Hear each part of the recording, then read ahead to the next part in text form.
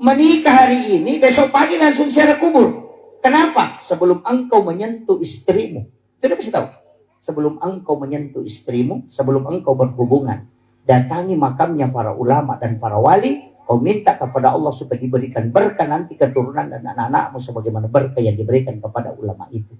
Supaya nanti ketika engkau berhubungan ada anakmu bisa mengambil barakahnya ulama. Begitu kuncinya.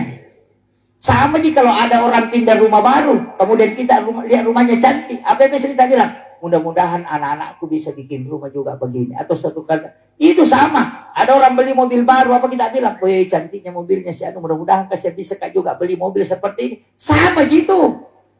Tidak ada bedanya. Makanya di dalam Al-Quran itu kan jelas, dalam suratul Fatihah, ihdinas siratal mustaqim, siratal ladzina an'amta alaihim. Jalannya orang-orang yang diberi nikmat. Di situ bukan mengatakan siratal rasul, siratal nabi, siratal malaikat. Tidak.